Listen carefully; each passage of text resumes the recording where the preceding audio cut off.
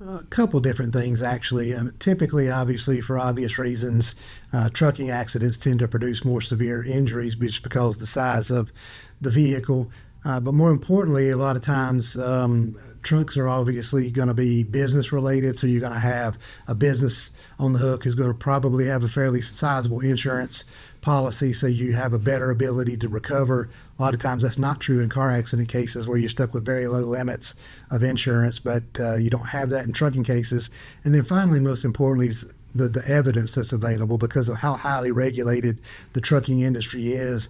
You get things like the black box recordings and all the stuff that you can get by virtue of how regulated the trucking industry is with their logs that they got to keep, things of that nature. And so it gives you a lot more evidence on explaining how this accident happened and where the negligence may be. And there may often be a corporate negligence claim if the company didn't have adequate policies in place to make sure their drivers weren't fabricating the logs, for example, or weren't driving too many hours on the road, things of that nature. So those are the big three, I think, in terms of the differences between those two types of cases.